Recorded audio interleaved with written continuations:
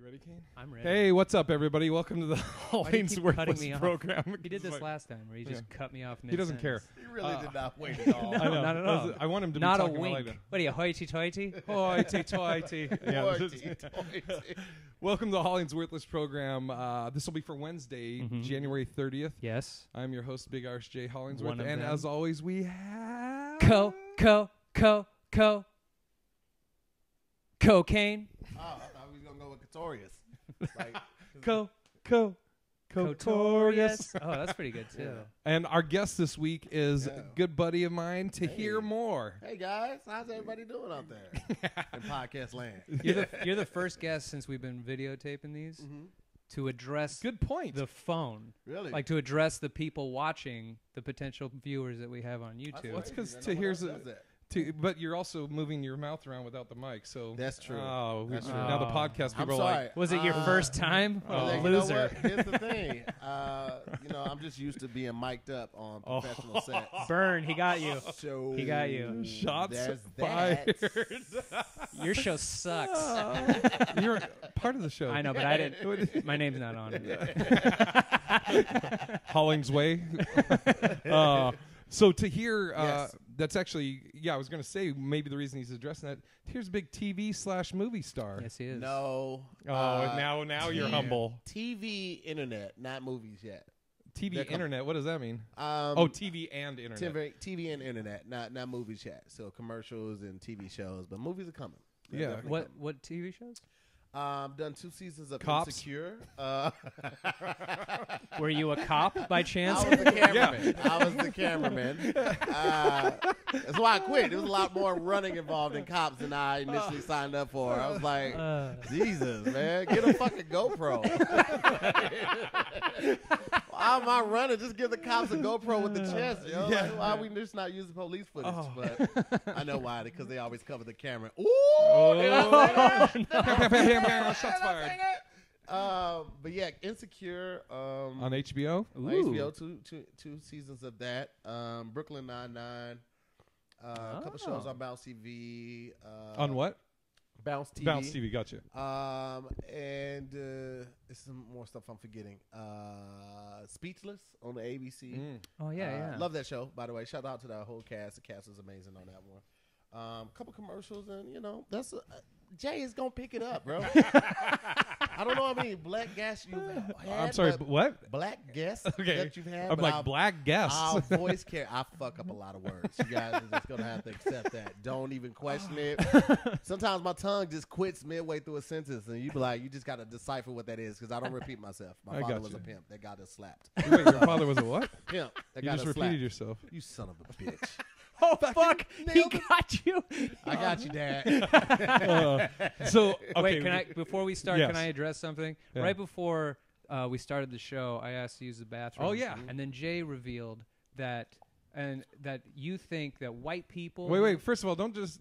I said black people. Okay. Not like I was like, hey, man, Tahir thinks. All right. Well, I'll speak for the culture. Go ahead. Right. Yeah. I'll take it. So black people think that white people don't wash their hands. Only in public. What? Why? I don't know, man. I don't know. Why I'm not don't you wash I your don't hands? listen. Here's the thing. I've seen it firsthand. I have I've seen too. it I have firsthand, too. and not just at the urinal. I've seen it Oh, yeah. coming out of the stall and just beeline straight to Yes. the door, and I'm just like, that is not okay. I've said to the person, I'm like, you're just not going to wash your hands? Like, Yeah. a I stranger. said it on the plane. That's how bold I am. I'll wait, because I'll see. We'll be in the boarding area together. I'm not saying anything there. I'm going to wait till people are seated next to you so they know they made the bad decision sitting next to you and be like, this guy didn't wash his hands when we left out of the So don't let bathroom. him pass the drink to Yeah. you or the peanuts. Not at the urinal, at the stall. Oh, Do with that what you wait. dude, Okay. I don't like either of it. I don't like urinal, stall, wash your hand, and then the excuse always is, it's just my dick. Yeah. I don't know. Yeah. I don't know It's not if where you wipe your it. dick. It's just your ass. Yeah. Yeah. Do you know how close your dick is to your asshole? It's very wash close. your hands. And I don't like that they think that white people like. Whoa. all What white do you mean people- they? Yeah, Don't do that. We We're not have- in that segment by yet. the way, we have a segment that Why are it's you not. telling It's him? never planned. Why are you telling him? Because he'll get it. It's never Then why planned. are you telling him if he's gonna get it? Shut the fuck up. All right, well, don't tell me that. I feel like I should know. I should just catch on. So let me be intuitive and catch on. Thank you. Okay. All Thank right. you. Showmanship. It's here's the thing though. we But all wait, we have got to our get back to crosses what do you mean bear. they? We all have our crosses to bear with stereotypes for each race. Mm-hmm. Black people sometimes get the stereotype that we're late. Now, I am extremely prompt, and I pride myself on that. I broke a lot of laws getting here before 7:45 to make sure I met them here. Right. Okay. Oh, yeah. I do not allow tardiness in my household. My daughter won't do it. My old lady doesn't do it. I don't do it. It's just not going to be accepted at all. So The thing that bugs me is I spent most of my life making sure I wash my hands. Of black people. I'm done. I don't know what I'm doing here. why is he trying to make you such a racist? You'll see. That's the It's, segment. it's reverse racism. It really is. It's dude. But it's hatred of his own kind. Oh, because dude. There's no reason. Yeah. You know what it is? He's a purist white because he's Irish. So you're second class white. I am second class. You're American born? Yeah. Yeah. They wouldn't even like you in Paris. No, they don't like me in Paris. Parisians don't like anybody that's not from Is that what Paris. is Parisians? It's Parisians, yeah. They don't like anybody that's I'm well traveled. They don't like Ooh, anyone that is fancy. not Hoity-toity. like Yes, he is. first traditional Paris or Ah. Parisian. They did like even if you're from France, because France is a melting pot. They have a lot of people from Ireland. They have a lot of people from Africa. A lot of like Persian or Persian yeah. as well and Asian, Yeah. surprisingly. But they do not like anyone because when we went on there this past summer.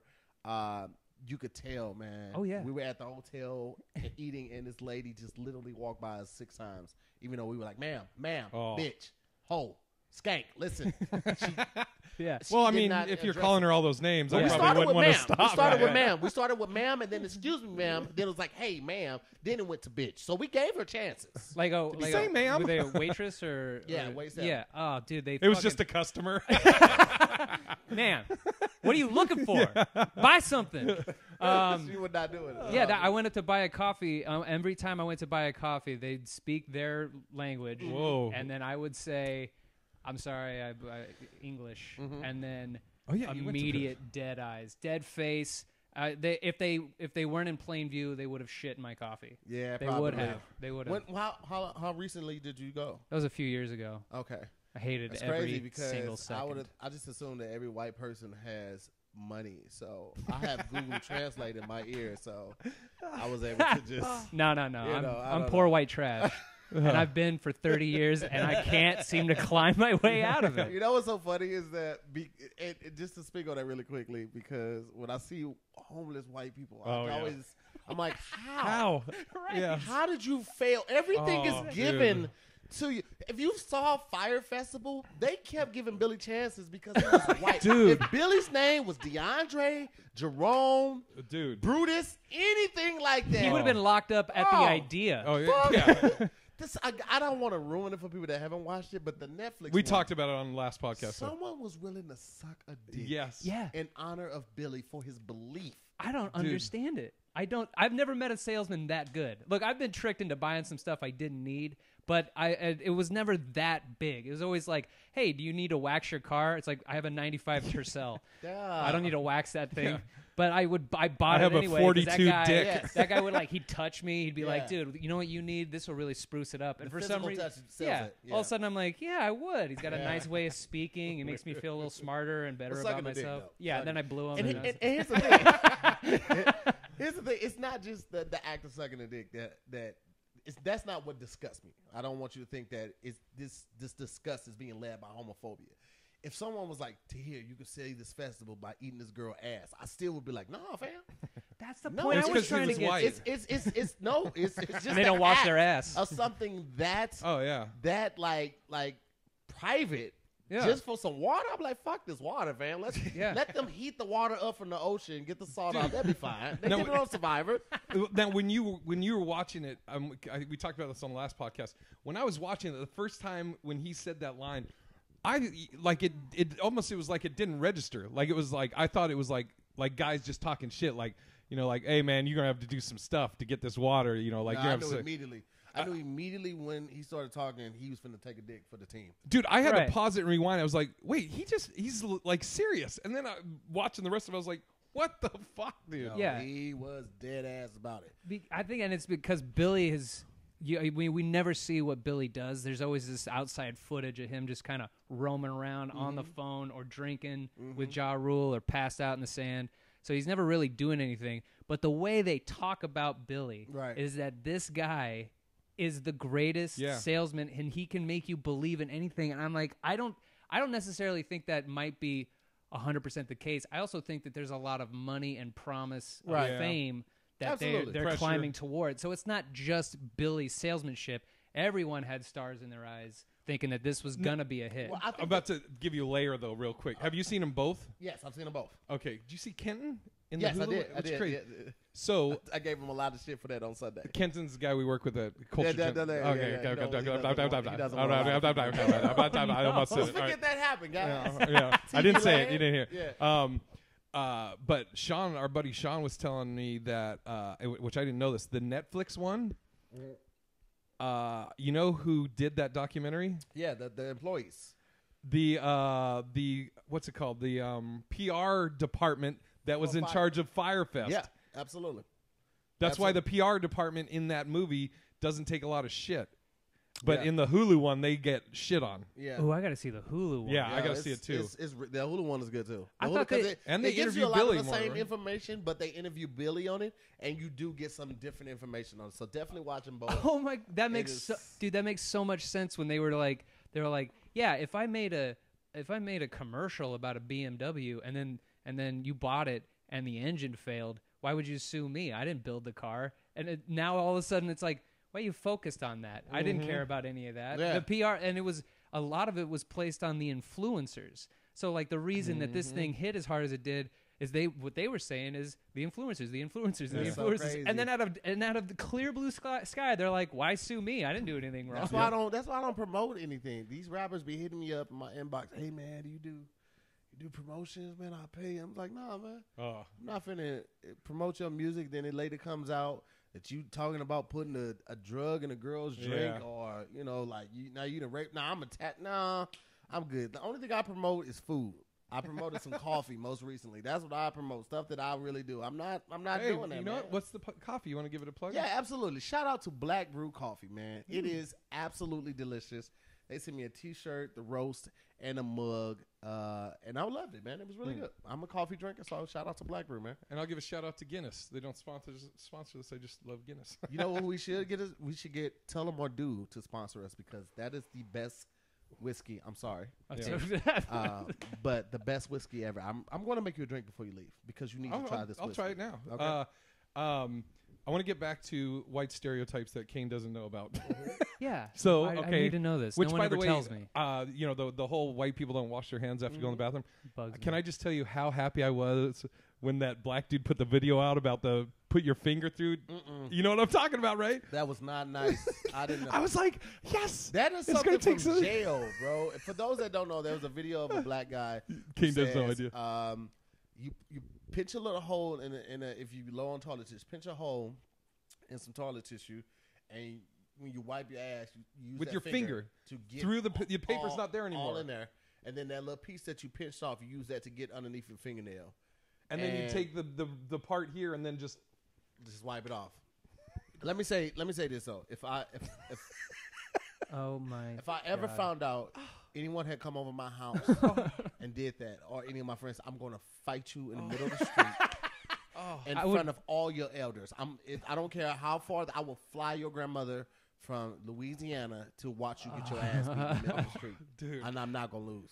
I would want. That's on God. I'm not going to lose. I would, if I had the money, I'd hire somebody to cut their middle fingers off, so they didn't have the ability to do that. They would just switch it up. Yeah, all right. Switch it up, well, every man. time they did it, and then they came over, and they had one stinky finger You and would one have missing to have finger. a camera in the bathroom to see him, and then you'll creep. Then you're R. Kelly. I don't know. Then you didn't want to touch Shit, that. I was gonna be like, So now you've learned about white people don't wash their hands Yes. after the bathroom. You know about the wet dog. that we smell like wet dogs. When you get wet, your hair. Well, I don't have any hair, so. Well, yeah. But that one, you know what? I feel like that one's kind of faded.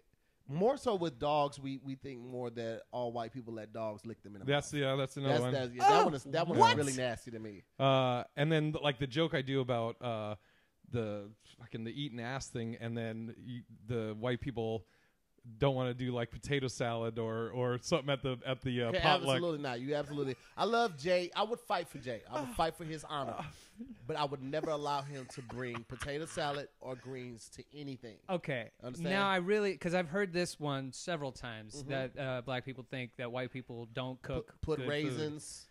That Weird I don't. shit. I've never had Apples. that. I've had apples and Cat potato hair. salad. If a person has apples cats, and potato salad, which is just that is ungodly. But just in general, you don't think that white people cook good food, like generally, or we're just talking about potato potluck salad? at work. we're talking like East Coast white and West Coast white. Okay. And Basically, probably northern, like Midwest, Montana. Central. No. Midwest America. on down, white people cook with seasoning. Yeah, Right. Okay. Yeah. Because if you go to a Deerberg's, which is like a super white store, it's like the Whole Foods equivalent of like a Ralph's. Gotcha. So it's the top of the tier, so to speak, but it's not as healthy as Whole Foods. It's adjacent. It's parallel to it, just not the healthy focus. Mm-hmm. The seasoning is gone. So somebody's using the shake and bake, and they put a little Lawry's on it and a little seasoned salt on it. However, anything above Missouri and anything to the west of Kansas City, no seasoning at all. Chicken is just fucking bland, man. It's just fried. And here's the thing, I'm gonna tell you this too. You gotta clean that chicken off. You can't just take that chicken out the pack and throw it in some flour and throw it. You gotta Wait, clean what? That shit. You gotta wash that chicken. I just learned that. I didn't know that you had to wash chicken. So Wash sorry. that I'm chicken so off. sorry to hear. Wash that chicken But off. my dad was a phenomenal cook. Phenomenal. But what are you basing this on? My childhood, all the Yeah, food he made. and exactly. I know, but, Oh, but I love it. he Take that was- posture to here. but Turn into him. Turn everybody into in him. His job. Every single person. I feel like I'm being Every single interrogated. white person at the job. Not every single white person. Lean into it. There was like 4 black guys that worked there, and People were hungry. I don't know. Oh, if you they- counted them? You Yeah. knew the amount? Wow. I went in Look and at I that. said Wow. that one, that. And then he was like Hey, this. You'll be my Tyrone one. Thomas." You'll be my one friend. Now I can say it. Yeah. Yeah. And then Now I can say- whenever I'm in an argument, I can go, whoa, whoa, whoa. My dad has a coworker, and that's my one black friend. But your they dad, all he was a good loved cook? when they requested his food, and then people would come to our house when they knew Marty was cooking, Right. and so he Marty. and so I didn't know because everyone in my camp, and it wasn't just white people, Right. would say Marty is a great cook, and therefore I just encompassed white as well. And then I'm finding out through the comedy game that all Absolutely black not. people think that we don't Yeah. know how to use salt. We've never even heard of it. Yeah, that far northwest in Seattle. No, your dad did not cook well. Without even fucked. tasting it, I'm just saying no. I'm bringing Here's you the thing. food. I want you to. He won't eat it, though. I'll eat it right in front of him, but I'm giving my honest opinion. Here's the God thing. damn it. Here's the thing. You are basing that on a siloed An echo experiment. chamber of Yeah, taste. you had nothing to compare against. You didn't compare from anybody that cooked. Did you that's you from ever the go eat over at Midwest. Tyrone's? I know. I had Delano. Uh-huh. Was a black friend of mine in school, and I went and ate at his house. Delano's not a black name, so he was mixed with something. He was like black and But Italian. he was like dark skin black. Whoa, dude.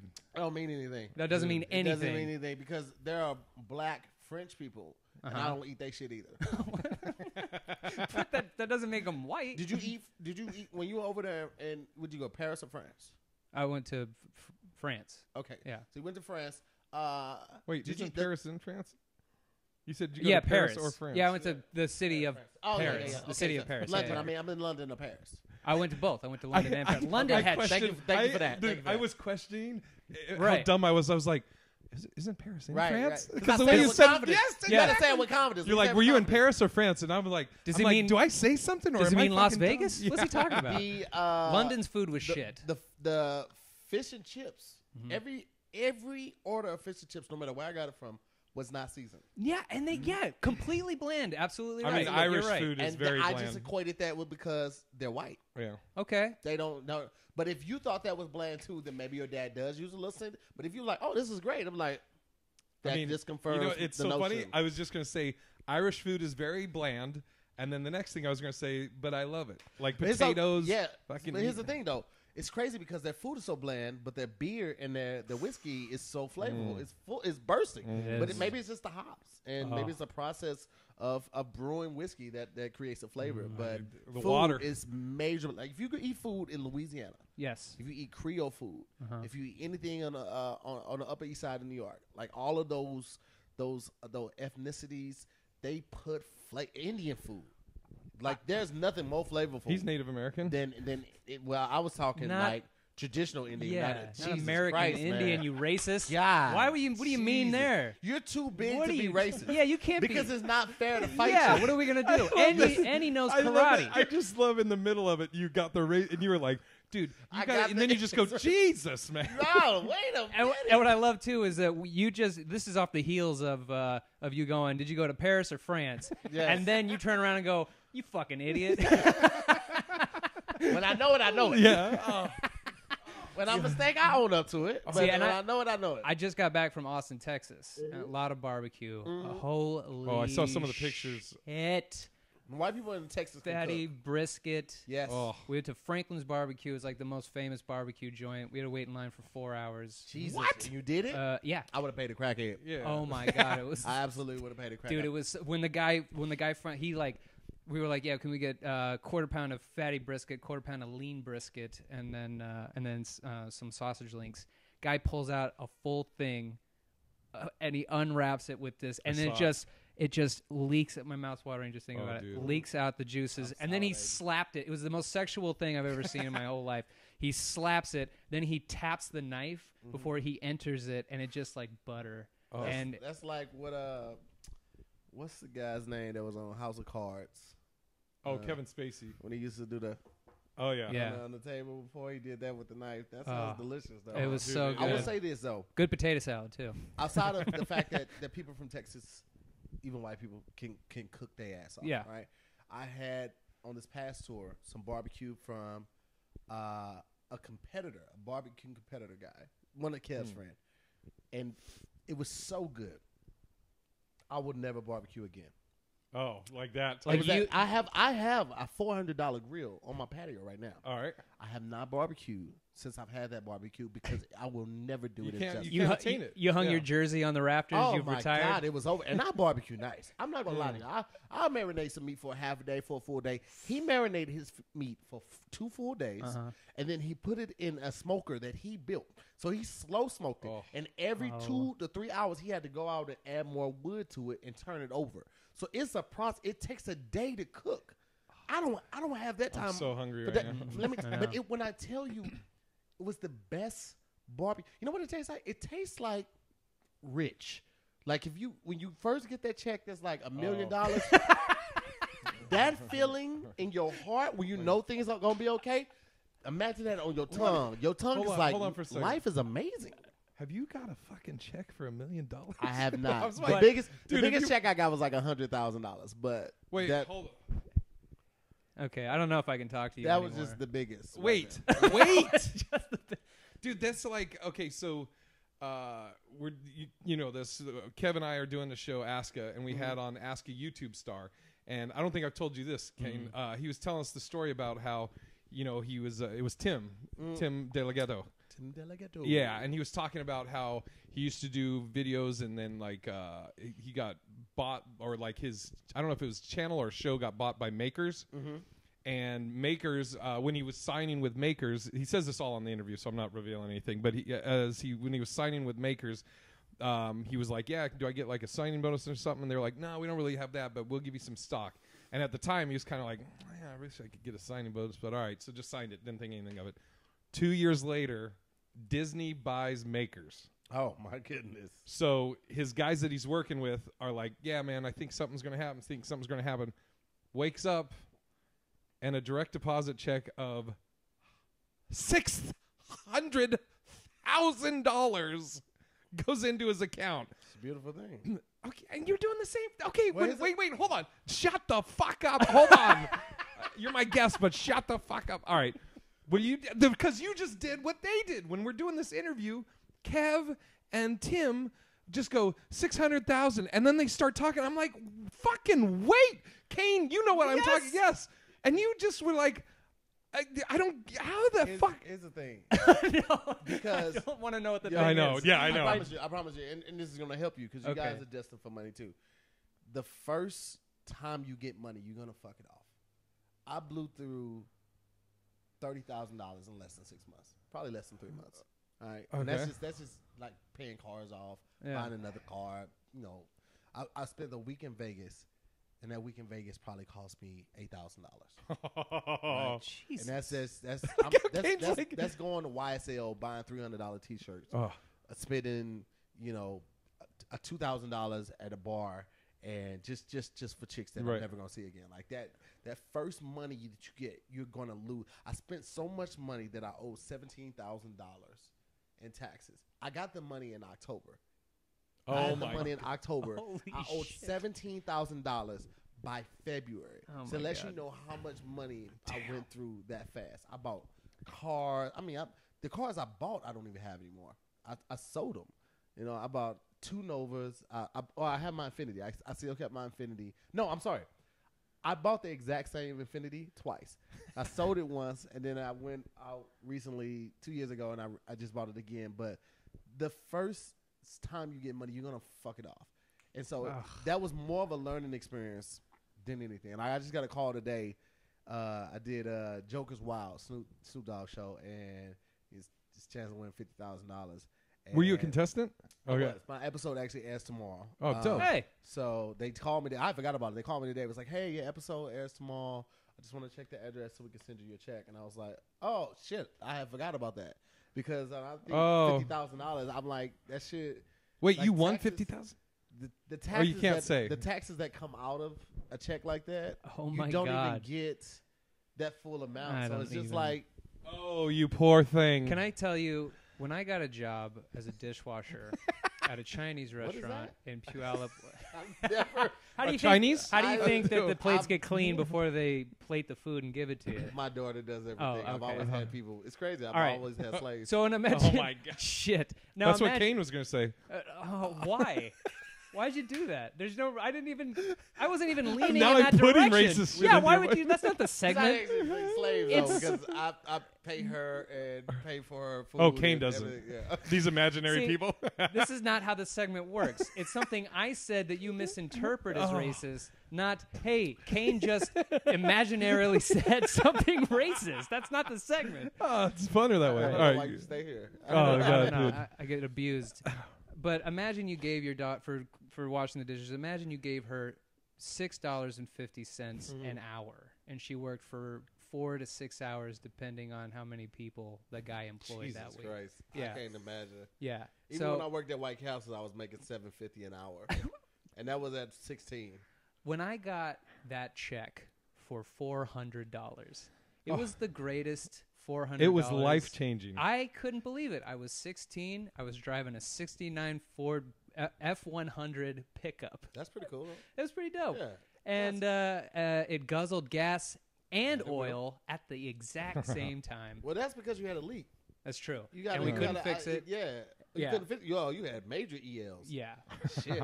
And then I was making more money as a maintenance worker in Koreatown. You worked 2 jobs? This is a different time. This is Oh, a few years shit. ago. This is a few don't years know ago what when I that moved is. when I moved to LA.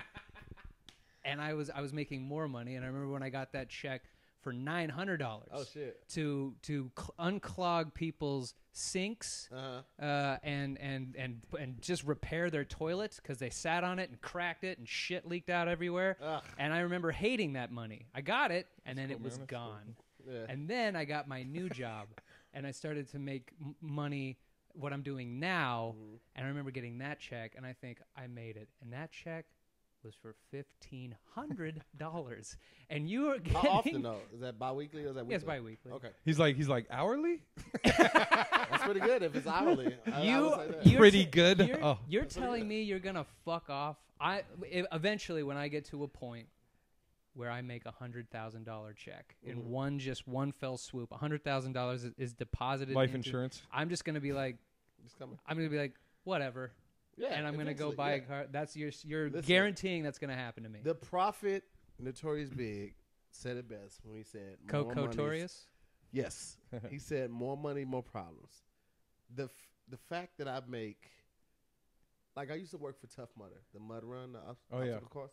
I worked for Tough Mudder. They would pay for my hotel, they pay for my flight and all of that. So in 1 weekend I would make $1,500 just hosting for 2 days.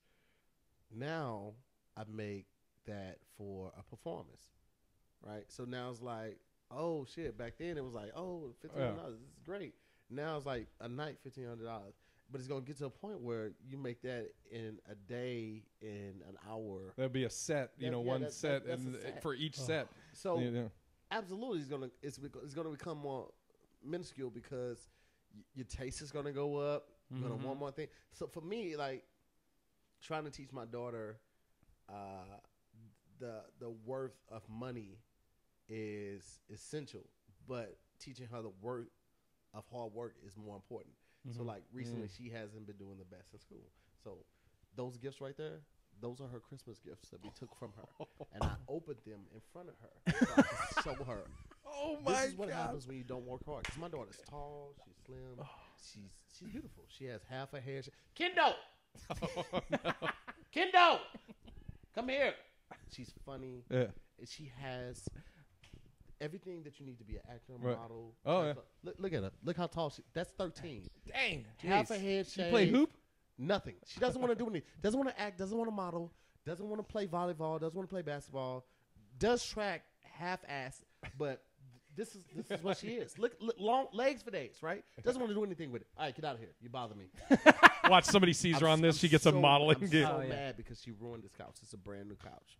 This couch was $1,400, right? One of your checks. That's a little bit. I was gonna say it.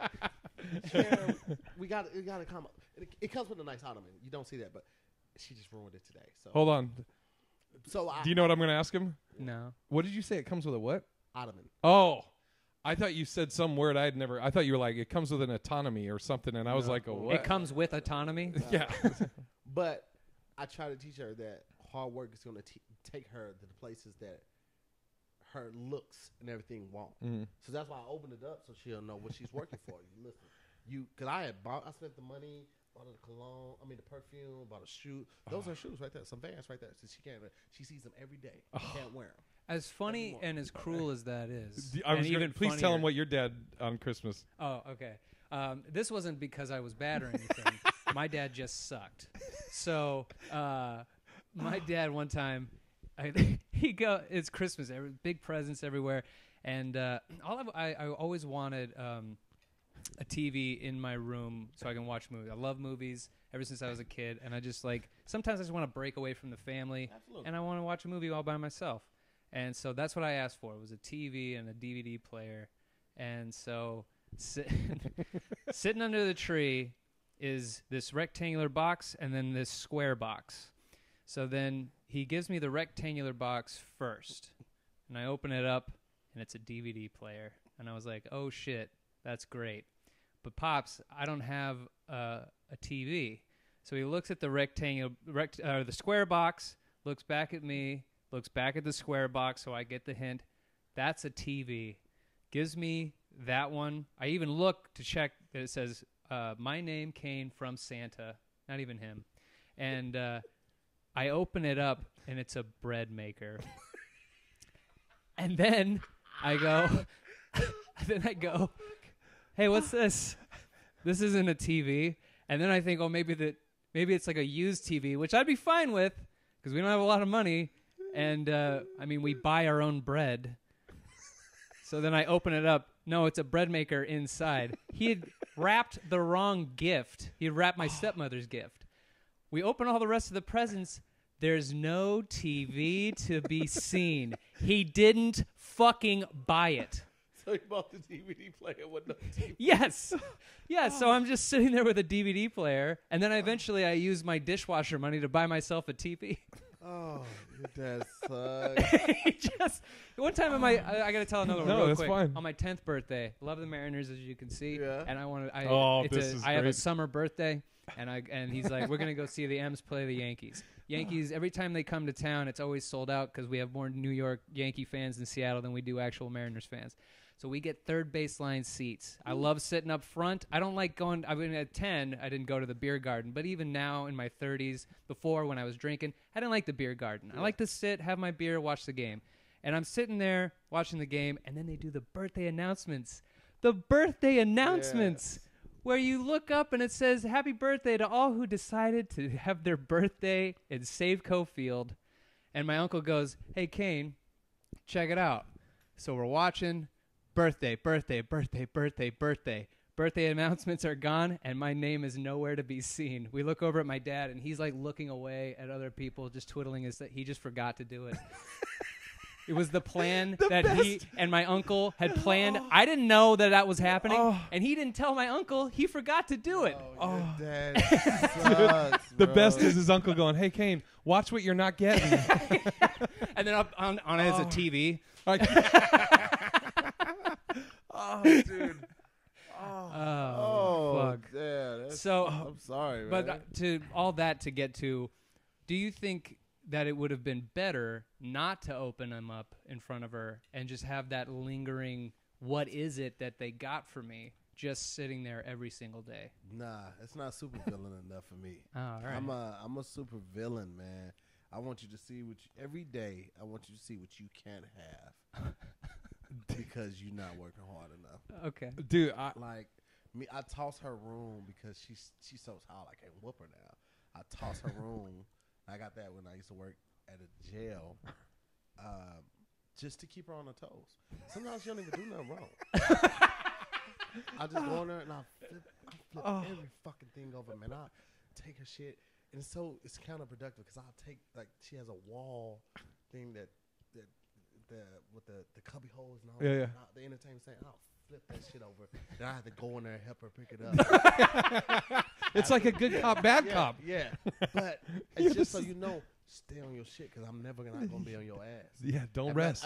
But the reality of that is, it comes from my mom, what she instilled in me, and I try to instill in my daughter. We're in a time where, and I feel that even though that we've made a lot of great progress, statistics show that black women are still paid way less than white women, paid less than black men, paid way significantly less than white men. And my mother coming up always used to tell me, you got to work twice as hard and be twice as good as the white man or the next man. And we've got away from that. So I try to teach my daughter, like, you can't be late. You can't be mediocre. You have to stand out. You have to work hard. Otherwise, you will get overlooked and overpassed every time. So that's why I'm so hard on her. People are like, yo, you too hard on her. It's like, no, fuck that. She might not like me right now. She'll respect me. Dude. And she'll be successful in 10 years, and that's all I can hope for. Dude, black fathers, like, lesson teachings are the best. So Matt and Mark Garlington, you met him, who I grew up with. Their dad was the pastor at Maranatha Church, and they're family to me. So here's just a couple of lessons that John Garlington Sr. taught Matt and Mark. So one time, me and Matt are in the living room playing video games. You hear Matt's mom just go, "Honey," and so then Dad gets up, goes in there. Then you hear Matthew. So Matt gets up, leaves. Matt's gone for like an hour.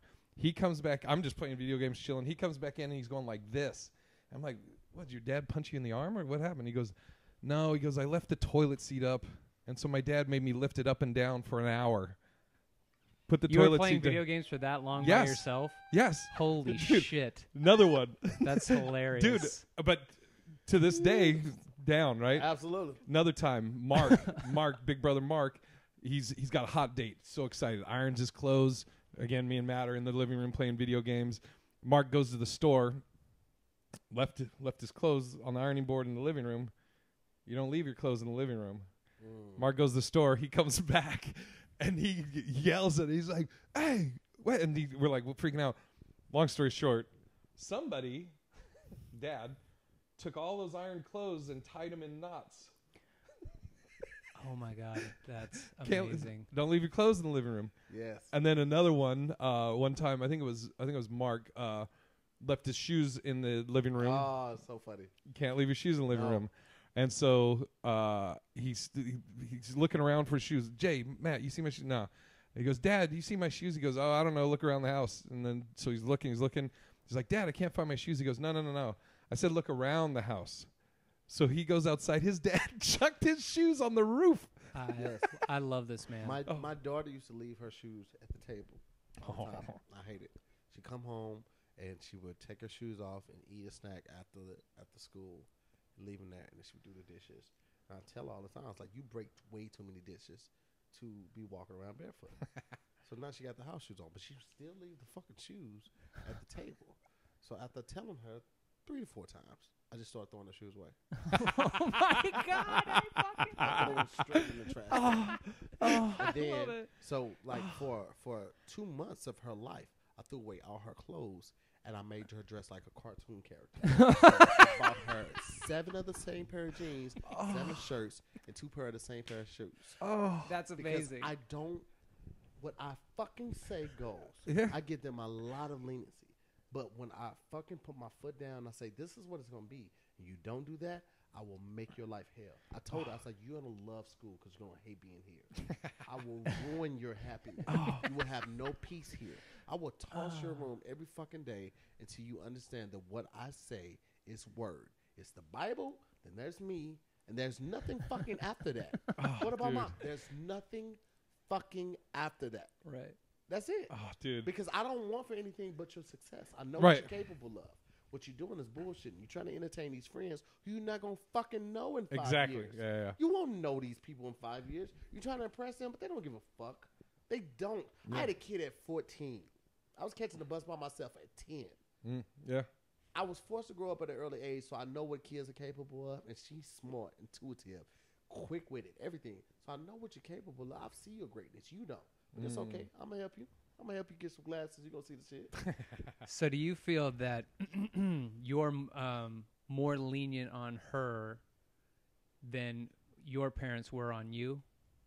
Well, In the scheme of, because I know you're hard on her. yeah, I think there's a great balance and duality of it because I'm hammering nails. Her mom comes across and polishes those nails. So there's a good balance. What a great metaphor. Yeah. There's a great balance with it. And even though her mom might not like every nail that I hammer, she would never question it. That's good. In the background, she'd be like, "Hey, I think we could have handled." Yeah, it you guys better." talk But behind. in front of her, she would never question it. And to have that type of stuff, because my daughter isn't my biological daughter. Like when I met my old lady, she was 2 months pregnant with my daughter. So I'm not her biological dad, and then we fell out, and we got back together later. But she never has questioned my parenting because she knows I would never do anything to jeopardize her questioning that. Her faith in me as a father. And more than anything, it's because I want her to be successful. So even if she doesn't agree with something, she will always back me up and support me in front of our daughter. That's great. I don't know if Kane knows this story. I don't know if Kev posted it on his thing. When I was about 18, I think it was either my senior year of high school or I was at community college. I was living with my dad, and I came home, and my dad, he was like, "Hey," because I have 2 half sisters, my mom, but nobody else, and so my dad, he's like, "Hey, growing up, did you ever wish you had like siblings or anything?" And I was like, I told this story this weekend. "Yeah, This last weekend I told. And I was somebody like. I'm like, Matt, Mark, James, they're like brothers to me, but but I always thought, it might be cool to have like a little brother, an older brother. And he goes, okay. He goes, well, you got a sister. She's 21. I just met her.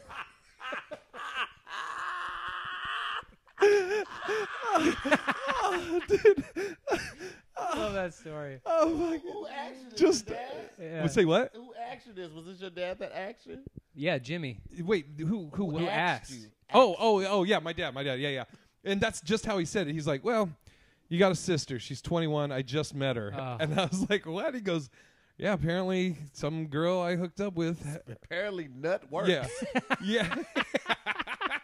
He goes, we Didn't pull hooked out up, quick and enough. she never fuck, is that told me, great. and this girl called me and just goes, hey, I don't want anything, but I think I'm your daughter, and I'd just like to meet you, and sure, I'll meet you.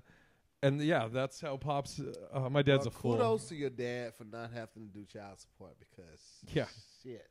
Yeah. Imagine if he had found out at like 16 and dude. had to do all that back pay Dude. for 16 previous years. Oh my God, that's right. It Oh. was yeesh. Damn, we're already. I just was like, holy, this is flying. Really? But I want Yeah. to get to you. Cool. Like this has been flowing great. Man, it's been wonderful, man. You guys are great. I'm absolutely having the ball. My favorite episode so far in our early days of the Oh, my podcast. Yeah, there you go. So Tahir and I met at All Deaf Digital, right? Was that where we first met? I don't know. Was it that? I feel like we seen each other. I feel like we met at the Union before then, but maybe not. Maybe. I don't know. I don't know. honestly can't pinpoint it, but immediately I knew he was a cool guy. Jason? I wasn't so sure. Yeah. No. I look shifty. I have a checkered past. So it's not- Now you're from St. Louis? absolutely. East St. Louis, by way of St. Louis. I went to school in St. Louis. East St. Louis and St. Louis are right across from each other. They're only separated by the Mississippi One's River. east? One is in Illinois. And the other Oh, is one's in Illinois. Yeah, East St. Louis Okay. is in Illinois. Okay, all right. Mm-hmm. And he loves it. Did you start stand-up in East St. Louis or here? I started in St. Louis, but I didn't take it seriously. Right. The first time I think I got on stage was at 18 at a Funny Bone, did an open mic. But in St. Louis, I wasn't taking it seriously, man. I wasn't writing. I wasn't going up regularly. I would just sometimes decide, hey, man, I want to perform, and I would reach out to a promoter. I was kind of known in the city, not like I had the juice or anything, but people knew me from hosting events because I was a great host. I was always a great host, hosted a lot of stuff in college. And so people would, on the vouch of that, people would give me a lot of stage time and stuff like that. So, but I've always, like, comedy and being funny was just always something that was just second nature. Yeah. And then you moved, when did you move to L.A.? 2009, October 2nd. 2009? Yes, sir. Dang. So 10 years you're coming up on. I'm coming up on 10 years in October, yep. And you're out here, you're doing stand-up, you're acting. Did you start acting right away? I did not start right away, man. I would have loved to say, yeah, man, I came out here just killing it. But no, man, it's no such thing as an overnight success for most people. The acting really didn't start taking effect to maybe like 3-4 years ago. Significant acting. No offense, but I'm so happy you're saying that. Because like I've been here now 5 years. You've been 4. Mm-hmm. Yeah, and it's like and we talked about this a little bit. Like I think I might have talked about it on the podcast. I know I've talked to you about it. Is that one of my resolutions or goals, whatever you want to say, for this year is I'm really following Kev and Tony and you. I told you as with the social media thing. I haven't done it like where like I got to look at it as a job. I got to do it every day and all that stuff. And I think last year that was kind of what you did, right? Yeah, last year I made the transition from posting like every couple of days, whenever I thought something was funny, to posting every day, and it made it significant. I probably gained 50,000 followers in a year, something significant like that, 50 to 60,000 followers in a year, just by being committed to it, man. And getting people to repost it and share it and tag people. That's the most thing. And right now, I'm like 10,000 away from 100,000. So now I'm starting to hashtag last 10K to 100K. And then tomorrow I'm actually going to do a video about why I'm doing that and to get people to rally behind it and champion it on and, commit and be invested, because I can't do anything without my fans, my supporters. I really prefer to call them supporters than fans. Because I'm the same thing. But fans is so weird to me. It is. It seems a little presumptuous to do that. But also, fans are people who come and you never see them again, and there's no connection. I feel like supporters are people you have a relationship. You have a relationship. They support the cause. They buy my shirts. They share my statuses. They share my flyers. They share my videos. Those are supporters. Give me supporters. I'd rather have 100,000 dope supporters than a million fans. Right. Because fans aren't going to buy shirts after the show. They might come to the show, but they're not going to buy shirts after the show. They're not going to take pictures. They're not going to wait for you to recollect yourself that they're giving you all on the stage and then go out there to take pictures with them. But that's why I go so hard, because my supporters really care about my success. Yeah. And they tell friends about me, and they share my videos, and they see me in the streets, and they be like, yo, when you did that one video, they remember. When somebody remembers the video that you posted like 2 years ago, right? Like that resonates with you on a different level, man. Like a fan wouldn't do that. A supporter would. So True. I can't do anything without my supporters. So now, when you were doing that, was there one video that sticks out in your mind that you were like, oh, this is working? Oh, yeah, absolutely. I did a video about how you can get your soda bag from the person at the drive-thru window, and they don't wipe it off first. And I was like, it's just lazy. It's just lazy. And I was like, because of that, I'm taking a pound of napkins. And don't ask me how many ketchups I need. I don't know. I don't know. How big are the fries? I'll think of the fries. Like, I don't Right, know right. how much is seasoning. And that video really did the numbers. And I was like, oh, snap. And then it was crazy because I did a video like a year and a half before that with Adele, and it was a spoof on that, and that one did numbers. But the DMX one was my first video that did like 100,000. And what was that one? That was I had took a clip of DMX on stage. It's like when DMX performed for like half the world. He had on the red overalls. And he was performing. He's like Keisha, and he's doing what these bitches want from a nigga. And What was the name of that song, Kane? What these bitches want. there you go. That Yeah. is actually the name of the song. Dang it. So What do you think? I'm gonna slip up on this show? now who's the racist? Yeah. Now do you start to see it? I just want to make sure he knew the song. Okay. I love that song. So Do you sing it? I did a Occasionally. clip of him going through the names, and while he's going through the names, Oh fuck! had I people did. in the I saw front, this. and they're looking at each girl because each girl is named the name that he's saying. Right. And so then they kind of part, and I was like, "Ha ha! You motherfucker should have got you a Thelma." Ain't nobody fucking with a Thelma. I had a Blanche last week, and that's back when Instagram was doing 15-second videos. And DMX reposted it on his Instagram, Dude. and it just Holy shit! fucking took off, man. So that was my first 100,000 view video. And were you just like, I took a nap. I woke up to it, oh, and I woke up in my Instagram. I was like, I was like, this is crazy. It was like 500 notifications. That never happened before.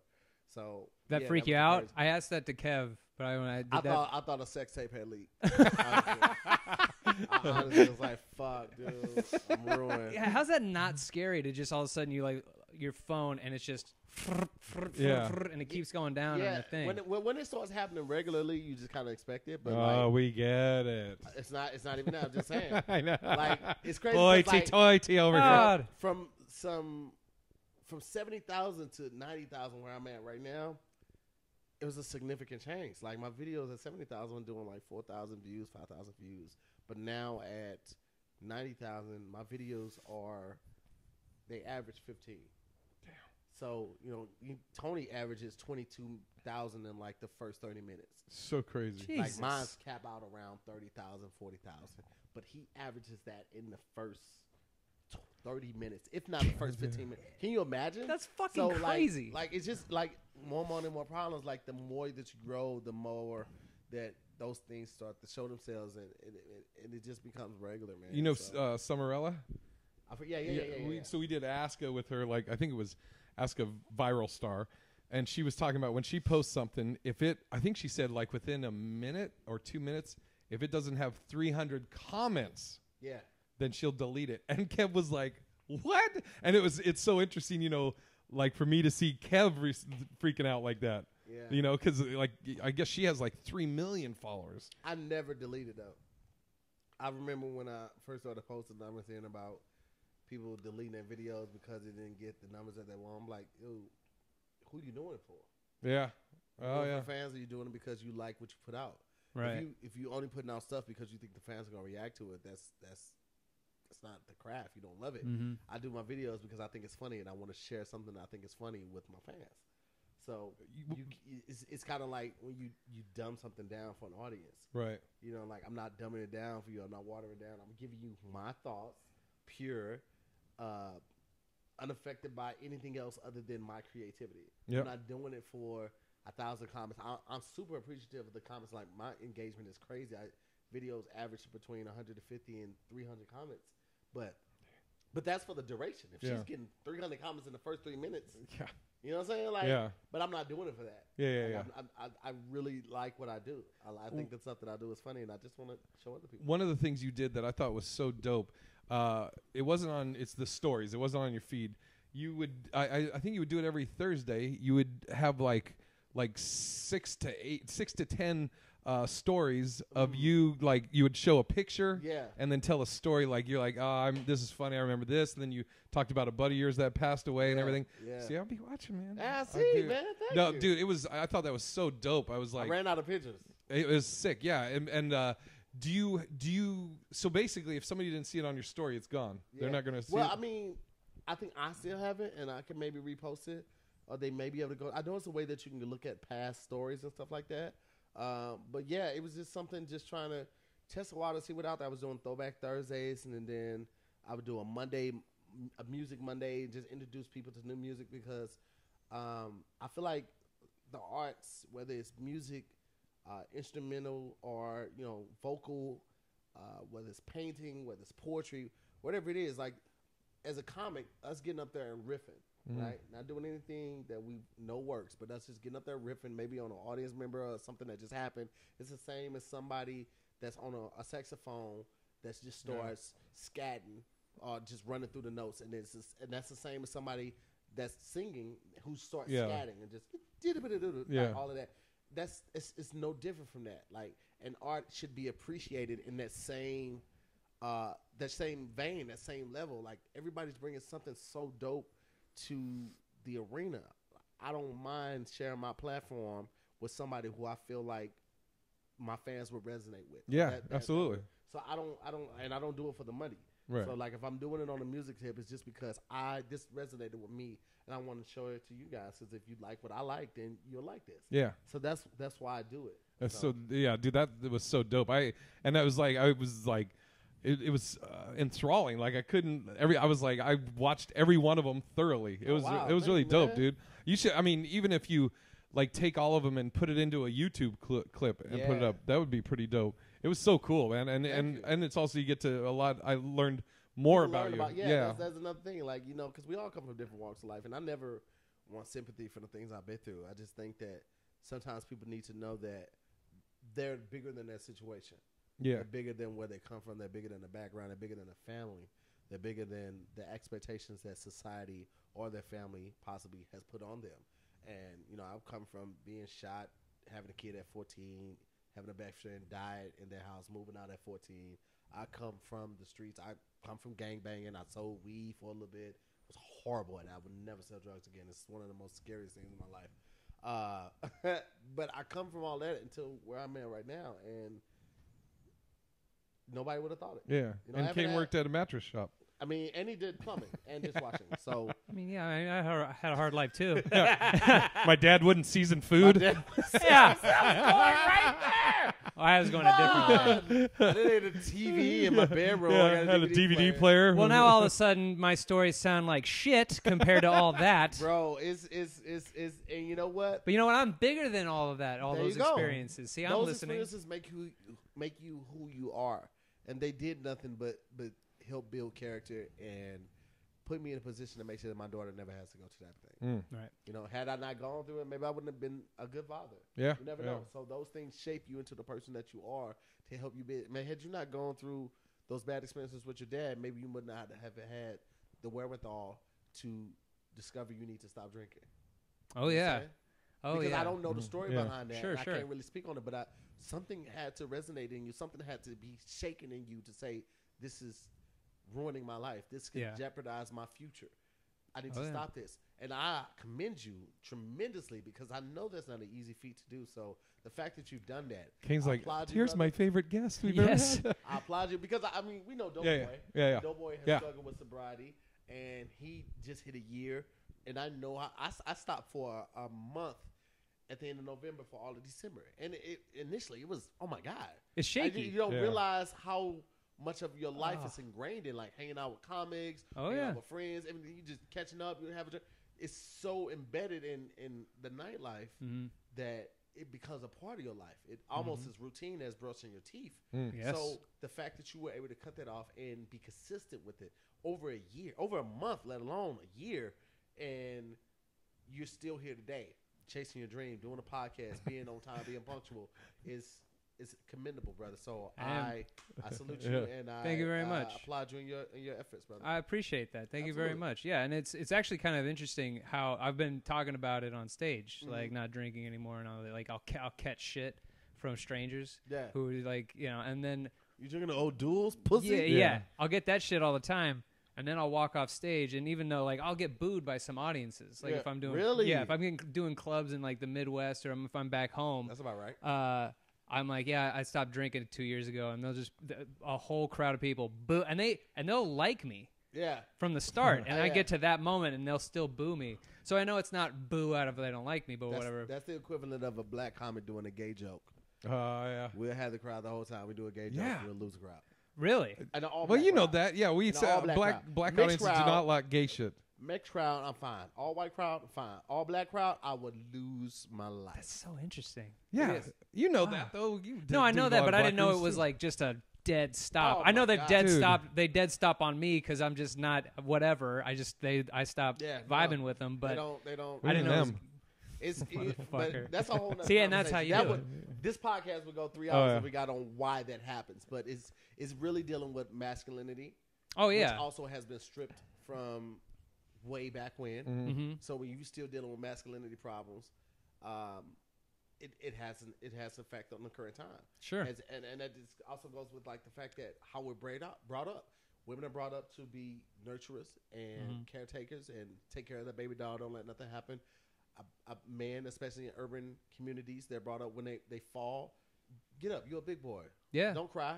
So we're not taught to express those emotions and be open-minded to other ideas Dude. and other lifestyles because we're brought up that way. So when you're a kid and you're taught that all your life, when you get an adult, when you're mad, you can't cry, you can't express yourself. You just have to fight it out. Yeah. Right?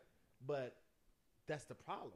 That is literally it starts that young that we're not taught that, and that's why I think a lot of people are so closed-minded to the idea. You know how many gay choir Oh yeah. directors that are in church that just want to go to Six Flags with their boyfriend, but they can't. Six what? Six Flags with Oh. their boyfriend. No, you didn't. I didn't hear No, you. you I You're just, so fast and so good. Wow. man. Holy so- shit. I'm not And gonna ruin my career. and out of all the parks you had to pick, it was Six Flags. Well, that's nationwide. Yeah, but you Disneyland you is couldn't in have said two- Disney World That's or in 2 cities. Oh, you that's couldn't so have said funny. Kane, that's in 2 I cities. know, I'm right there with I you. just Six let- Flags is I nationwide. just wanted to know make sure I heard you exactly. right. I know exactly what you're saying, but to get on this whole span Oh, of masculinity and what they want, and the one thing they want, the gay choir leaders, wanna- is to go to he just Six wanna Flags, wear a and you said the wrong. I possible I thing. said Six Flags. He I did know it. what you. Yeah. I know that, but you Yeah. picked the wrong part No, for this no. motherfucker That's him. because that's Yeah. all he's You're gonna right, do. you're right, you're right. He would Yeah. take the outfit Tahir's If- like, if- that's him. If we were on my show, if we was just you and me, that would have just flown right past me. But this motherfucker, he's got to nitpick all of That's it. But you know what? That keeps it great because the fans are like, oh, this guy's on the soapbox. You say that. Yeah. And it immediately They're back. just like They're it back. negates everything you Yeah. just said. It does. All of a It sudden does. you're just They now know. you're a They homophobe know. all of a sudden. I get hit on all the time. It's okay. I'm light skinned with a fat ass. It just happens. Oh shit, you single? that's right. No. Fuck, is that So, funny. oh god, that was That's so why I can't great. go to jail, fam. That's why I came, bro. I'm too handsome. When you okay, I wanted to get back to so you're out here, moved out here 10 years ago. You said the acting stuff really started hitting off about 3 or 4 years ago. You mentioned the shows at the beginning of it, and then and your stand up like so. I mean, I think we've talked about Kev and Tony on this. So you're part of the comedians of social media. Real comedians of social media. And last year you for how many months were you out on the road? Ooh, better part of 6 or 7. And sold out every show. 48 out of 56. Sold out every show. Yeah, because that's the every ones show. that didn't, it's still. I mean, but a sellout. To be fair, a sellout is 80% or better. So, but still, yes. For the first year, that was amazing. That was dude, and you're about to start the second year. You got 86 dates thus far. Yeah. Have you prepared differently for this second go around? Like things you didn't think to bring or do before on the first tour? I think the preparation is 90% the same. Bring your A game, have merch, be ready for anything. That's pretty much the same. But on the professional side, polishing, knowing what jokes to do, knowing how to adjust for a certain crowd, which is stuff I already had before, but because this was a new arena and doing it all clean, you know. Yeah, that's what I wanted to ask you about. So for those that don't know, a lot of churches, right? Yeah. And it's not just clean; it's like pristine clean. Well, it's not pristine clean. Well, I would say well, that. Kev. The reason I say that is last night. So last night, Tahir and Kev and Tony were at Flappers, and Kev was like, "Yeah, watch, and if you have any tags, let me know." So he was doing a joke where he was talking about the tuck it. yeah, and I said, "Oh, you should say tuck here," and he's like, "I can't say tuck in church." Yeah. I'm like, you can't say tuck in church? It's all about the context, you know, because tuck is directly tied to a penis. Yeah, but Yeah, I know. I know, but you know what? So to me, that's pristine clean. Well, because there's no just- you sexual look- part. It's not like tuck associated with sex. He's talking about peeing, and I was like, you should say tuck. for me, everything sexual was always the low hanging fruit. Yeah. Because if you start doing comedy in your teens, like 17, 18, all you know is sex and maybe some underage drinking, maybe smoking. So for me, that's like always the lowest of hanging fruits. Even though the joke out of context may seem sexual, in context it's not sexual. Right. About peeing sitting down. However, if it relates to a penis or a vagina, I feel like it could be taken out of context and be placed as the. That was so interesting to me because I was like, I've done corporate clean, I've done clean before, and like for me, like what is considered like really clean is like no sexual conduct, no swearing, of course, and usually no politics, and no religion usually. But see, that's the thing. In Christian clean, you can talk about politics. You can talk about how Trump is, running the country, and people will agree with you, especially if you mention Obama. Like that's that's a win, depending on your audience, obviously. Especially which church you're in. Yeah. But politics is in the church. However, corporate, you stay away from politics, but you can get away with some other things, maybe sexually. Yeah. Like, I see you guys in here. Oh, what's your name, sweetie? Yeah, I bet a couple guys have smelled your seat. Like you can't. Is that church? I can't wait till Sharon gets up and go to the bathroom so I can get that seat. Like you get away with that possibly at a corporate gig, but you can't do that at church. Right. So there's always a give and take. There's always a caveat for the audience. You just gotta, gotta learn it. Did you have like your first few shows an adjustment or like getting your sea legs, so to speak? No, because I started probably in the church. Okay, but it was always that fear of like in the back of my mind, like don't cuss. Don't yeah, cuss, yeah, don't cuss. oh yeah. But like I don't know, man. Like you just adjust, man. Like if you first start acting, you're like don't look at the camera, don't look at the camera, And even when I'm sure when you're a seasoned actor, you still have to drop in, remind yourself, don't look at the camera, don't look at the people, don't look at the AD, don't look at the cam ops, anything like that. You still have to. It's just part of a checklist. Yeah. It becomes less of a worry and more of a checklist. So I've dropped in, I got myself centered, don't look at the cameraman. Like it just becomes part of that. So this year is just it becomes less of a fear and more of one of the notches on the checklist. And you're probably going to be a lot more free. Because you don't have like again, and you can correct me if I'm wrong, because I would be thinking like that the first year or the first few shows, again in the back of your head, don't swear, right. and like there's certain jokes that you may be thinking like something happens that you can riff off, and your first reaction might be like, oh, I could go here with it, but then you like, oh wait, I'm in a church, I can't, even if it's not dirty, but I shouldn't be talking about that. So you're like, so I would think you're like you're editing on the fly a lot more. I'm going to be editing the first 6 to 10 shows on my material. Gotcha. Those first shows, now I always apologize to them in my heart and my mind because that set's going to be completely different by the end of the tour. It's going to be way more polished. Oh yeah. It's going to be way more neat, and it sucks that they sometimes get the beginning of that, but they're seeing it in its rawest form, which I feel is like it's its purest form. Did you have any slip-ups? I didn't have any slip-ups. Oh, that's good. But when I'm doing these shows, I do take my time more. Whereas when I'm hosting or I'm doing a traditional show, I can just be a lot more free. With these, I'm a lot more precise, a lot more pristine and intentional with my wording. Right. Where I can be carefree and just off the handle at shows that I'm hosting on my regular. Which you do every Wednesday at the Comedy Union. This is true. Ooh. Isn't that?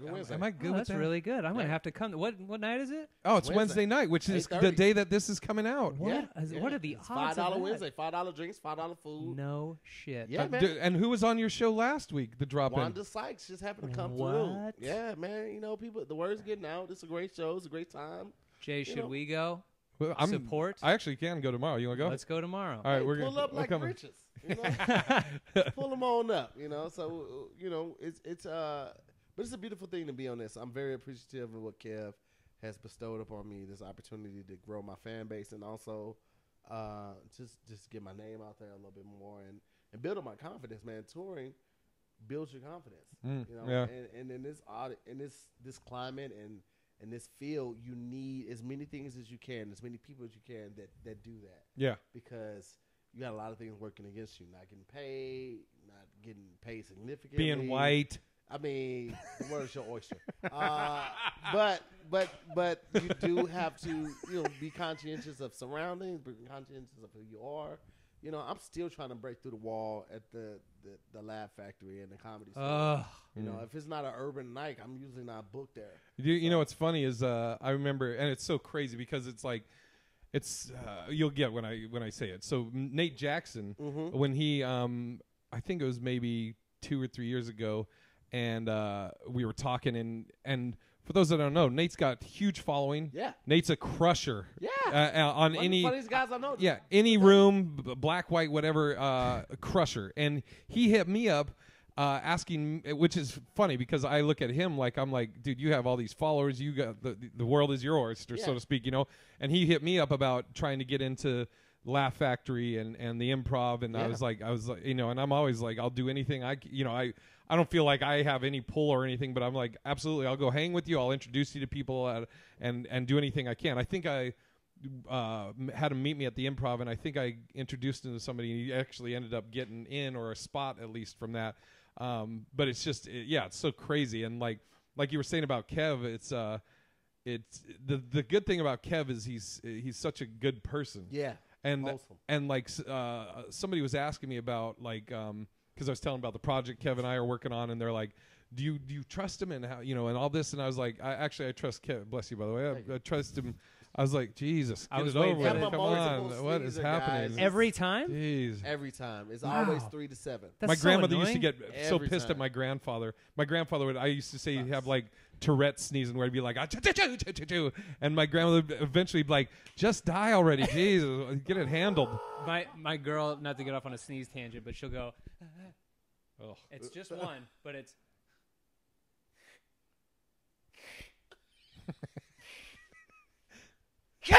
You should sock her ass. It bugs the fucking. Benadryl. Just throw it in as she's going breathing in.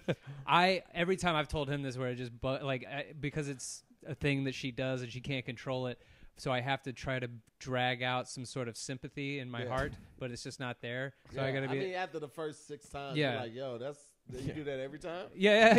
Every time. And and I'm trying to sound sympathetic, but it's like, so you think you're done? Or are we going to do this the rest of the guys? I keep pausing the movie. Oh, no, but... Hilarious. So the Kev thing, though, I was telling my buddy, the thing I appreciate about Kev is Kane knows James and Ty. Mm-hmm. So James and Ty and Matt and Mark. So Matt and Mark, their dad was the pastor I grew up with, right? Or their dad was a pastor when we were growing up. These are your black friends, right? Yeah. Because pastor. The only ones you had? I mean, I tried to keep a limit. Whoa! See, you thought I was going to go the other way, and I just embraced it. I can't. See Segment doesn't work when you're openly racist. You're not going to get me to squirm. I'll just embrace it. Let's go.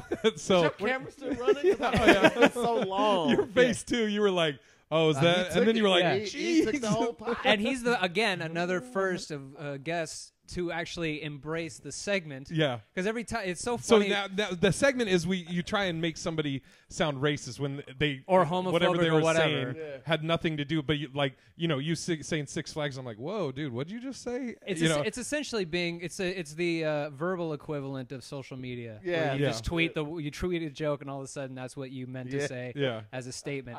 And so it's so funny that you're, and we've been doing this forever, and you're the first one to actually try and get Jay. Everyone else is petrified. Yeah. Everyone. As soon as we do it, they're like they try to explain and they start themselves. apologizing. And it gets because we're like, and we don't correct them. We just wait for them to stop talking, and they sound way worse. Here's the thing. They always do. Yeah. I only do that on social media because text can be sometimes taken out of context. Absolutely. But because I'm talking right now and they can see my demeanor, they know. Yeah. Yeah.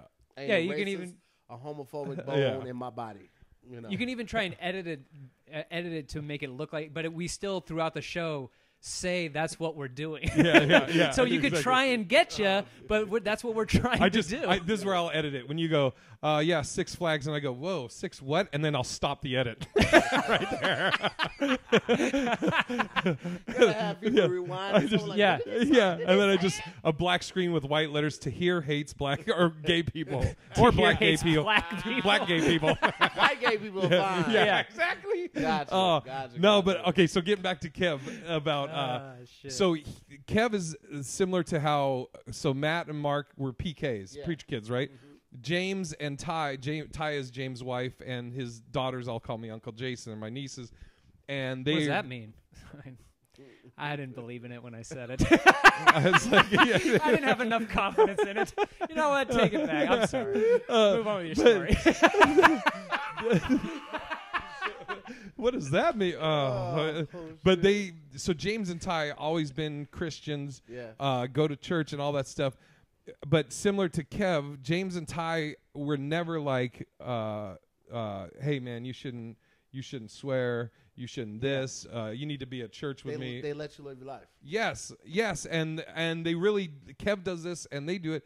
They really lead by example. Yes. You know what I mean? Kev is one of the best people I've ever met in my life, and I thank God daily for allowing me to cross paths with him. Yes. And you're absolutely right. Kev is his actions, daily actions, are very indignant of everyone wakes up to their own alarm clock.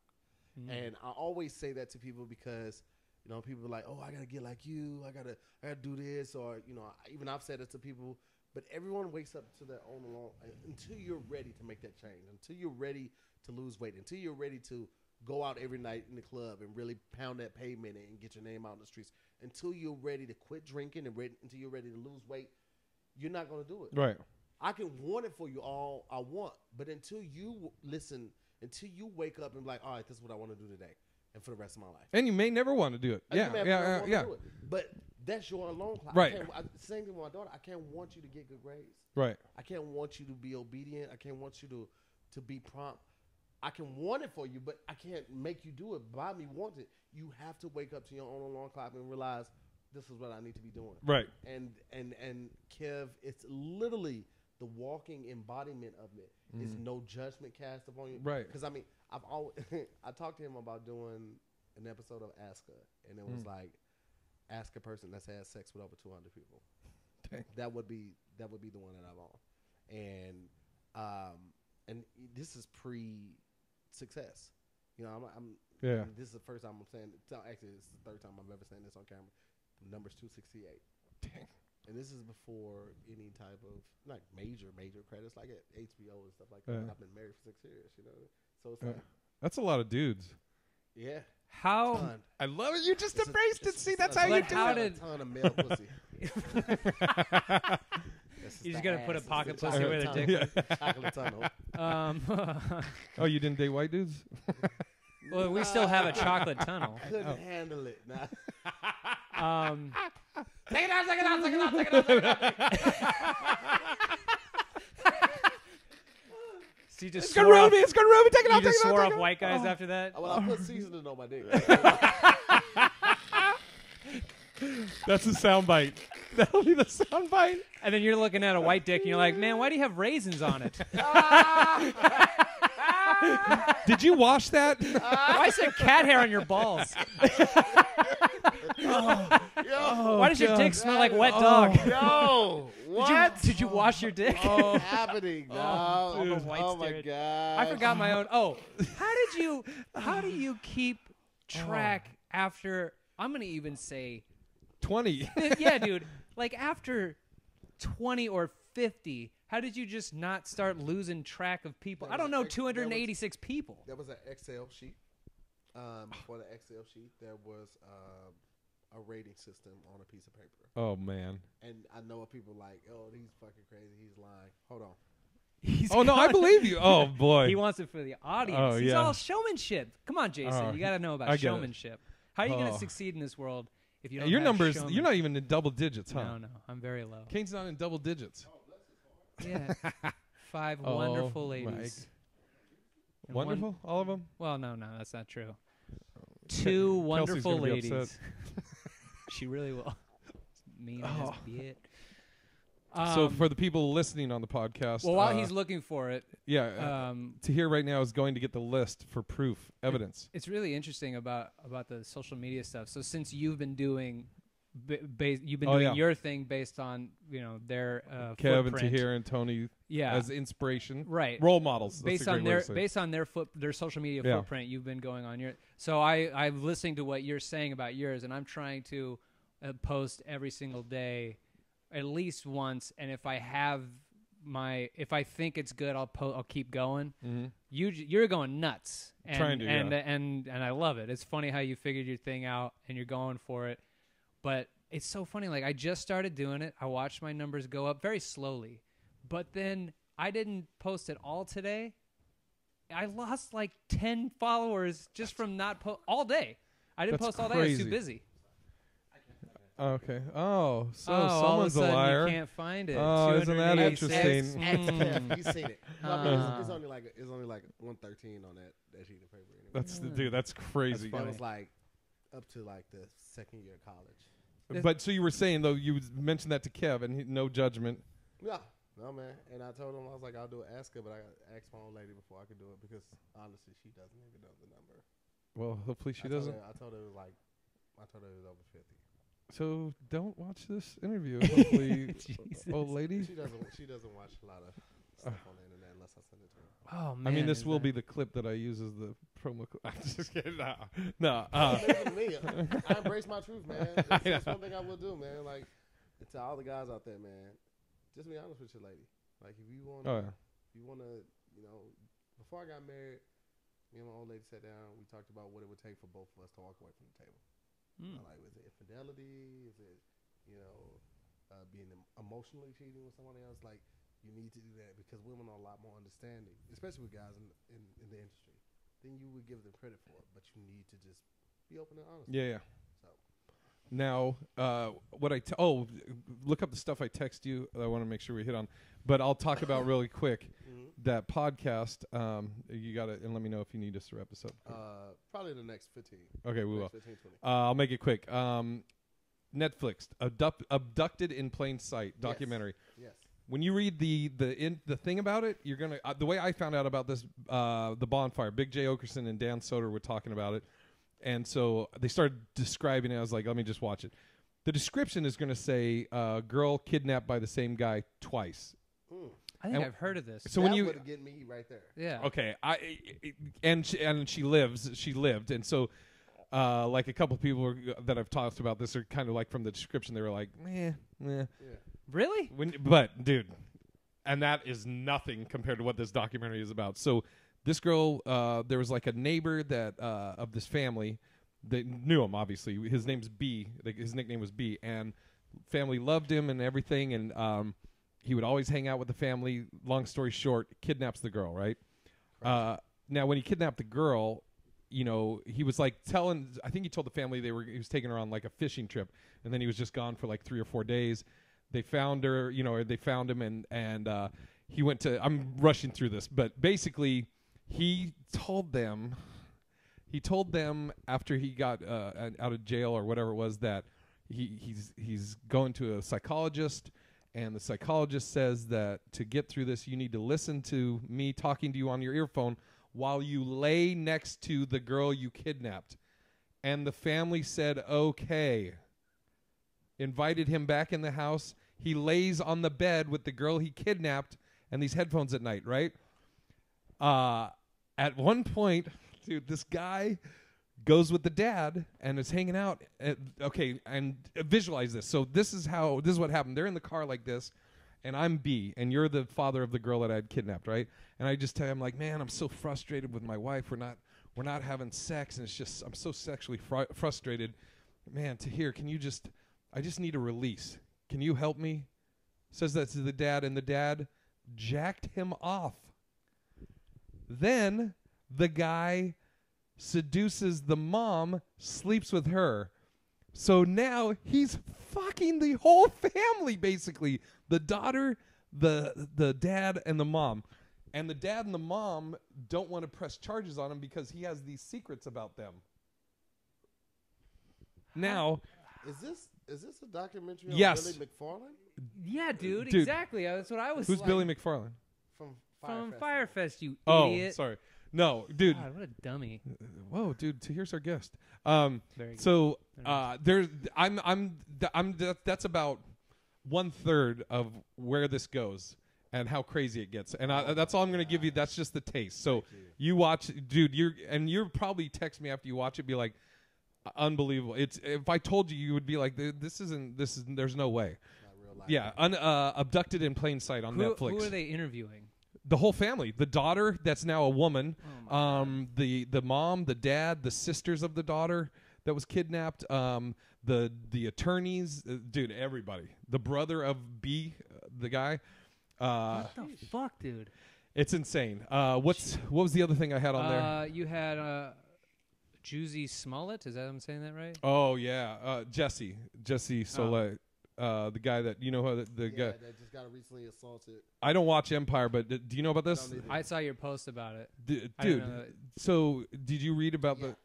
So it sounds like it was like almost like a hit. Yeah, it sounds super premeditated. It almost sounds like.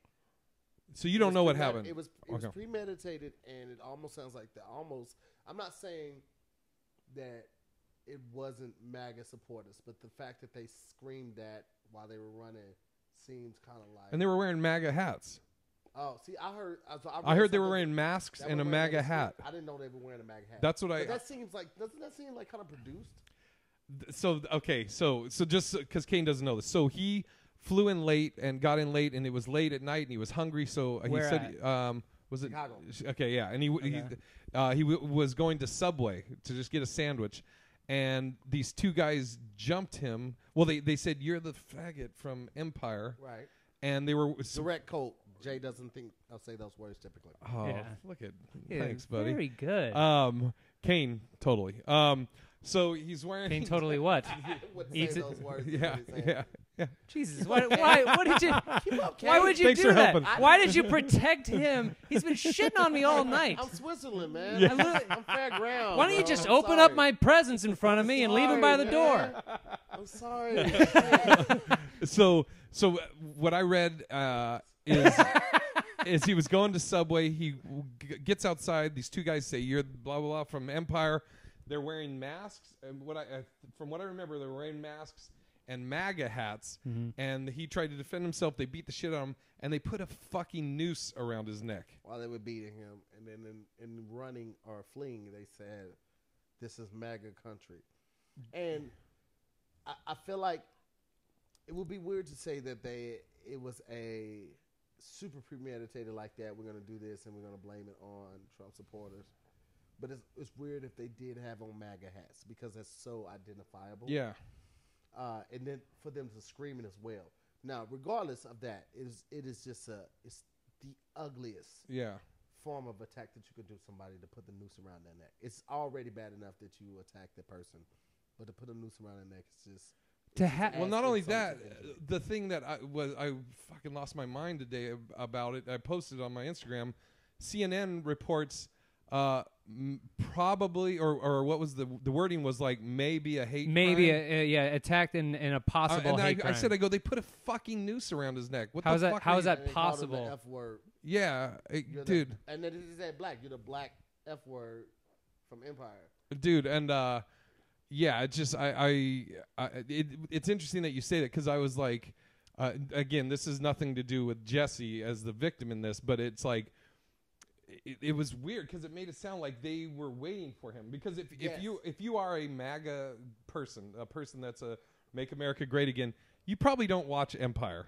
Yeah, exactly. So to know that this guy is a random guy at night, a black dude at night, it's probably cold. He's probably bundled up. It's definitely cold. And to just immediately go, "Hey, ain't you that dude from Empire?" and then start wailing.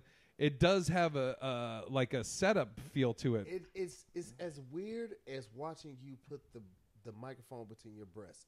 I just don't understand. I just don't. I don't get it. Yeah, it's odd. It is odd. You Not a lot of that. You just sit it there computes. so comfortably and so confidently. He's been doing it for years, and it's at first the first 30 times he does it, you're like, why the fuck do you do that? And why do I have this erection? Yeah. Why am I so turned on? It's so weird. It's so weird, but Dude, it's comfy. Dude, you can do it too. Move your fucking hand. Let go. I've lost a lot of weight. It's gonna fall. No, it's not. Don't fucking try and make it.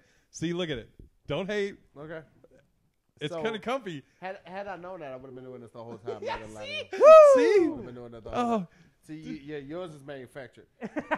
yours is the picture of guys crying on Facebook. That's manufactured cry because nobody gets it on the first try.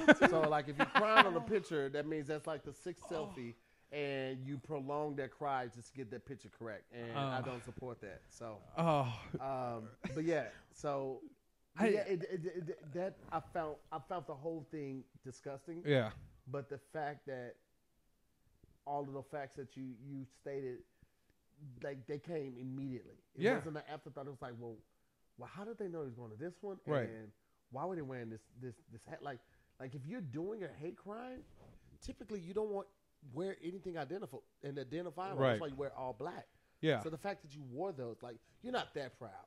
If you're that proud, you'll just wear a Klan outfit.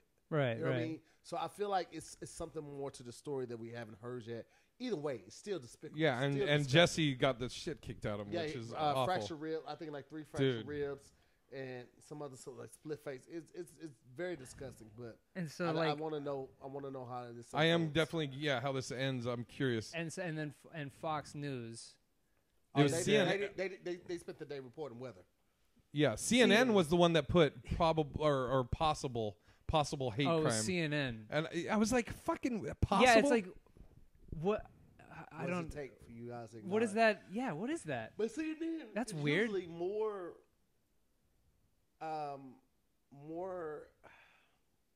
logical. Yeah, I want to say. So for them to put that, it's kind of like, well, what are y'all doing? Why wouldn't it? Wouldn't it make more sense to say that it is a hate crime, right? To then drag traffic. If you're gonna try and be newsworthy, right? Mm-hmm. If you're trying to get a headline that'll get people there, why not just say it's a hate crime? Well, they know why put the qualifier people, possible? The people who do go to CNN are going to see it and going to be outraged and they're going to talk about it, which is going to force more traffic to the website. Possibly, dude. It's like something like that goes down. And then CNN's like, possible hate crime. Let's get it out there and talk about it. Yeah. And have the discussion. Could it have been? And then they lay out all the evidence. And then Fox News was reporting on weather. And then they were saying, like, especially during all the government shutdown stuff, they're reporting on a little kid who said he hung out with a bear. Did you see that shit? I did not. Somebody during all this the Trump government shutdown before the Jesse stuff. They didn't report on any of the government shutdown stuff. They're just like, hey, did you hear this story about this kid who came home and said he hung out with a bear? Oh, I did see something about that. Yeah, that is. It's like so they just don't want to. They just don't want to say he's fucking it up. They have blinders on and they look in the opposite direction of anything that Trump does. So they won't that like there's Trump news out there. It's a possibility of Trump supporters doing these hate crimes, possible hate crimes on CNN's side, and then they just won't. They won't fucking touch it. Absolutely. Well, that's fucking mind-boggling. Like 5 people. It really is comfortable, isn't it? Yeah, it's controlled by like 5 people, dude. Do you know that Disney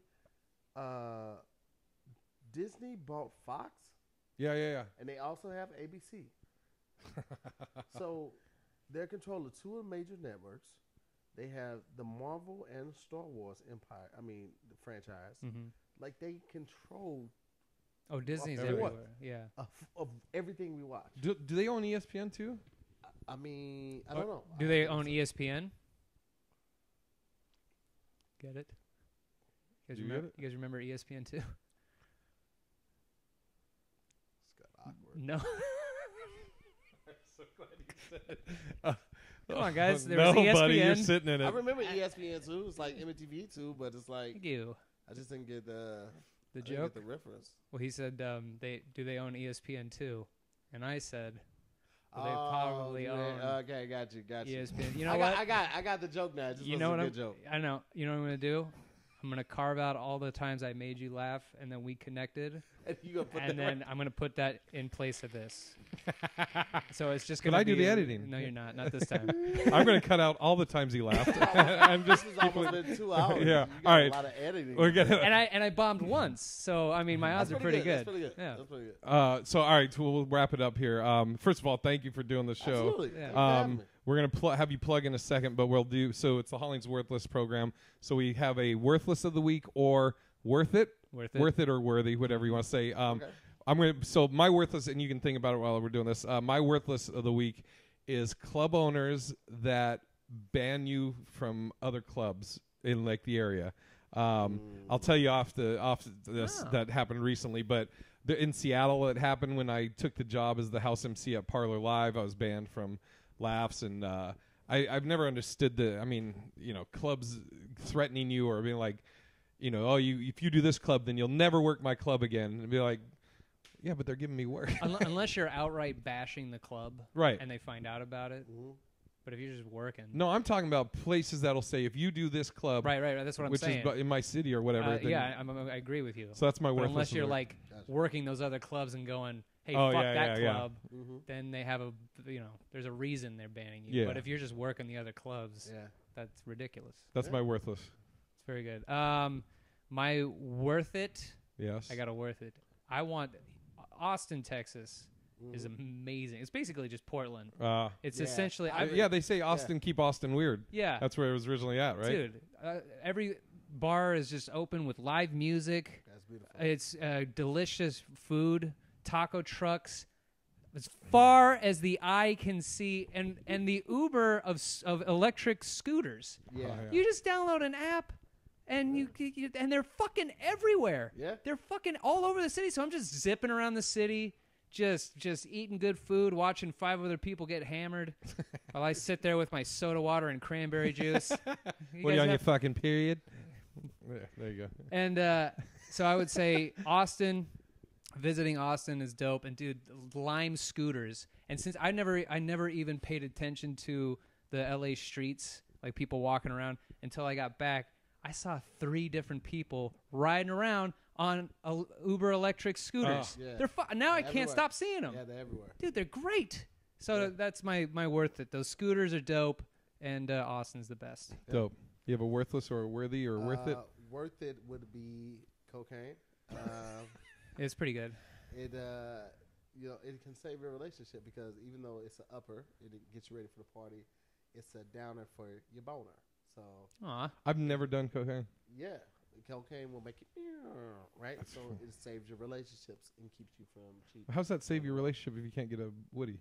Well, Well, you're if not Oh, doing- you mean if you're out away from your cocaine on the girl? road, I said. Gotcha. Okay, Cocaine on gotcha. the road, so kudos for That's the cocaine. first worth it that we've had is cocaine.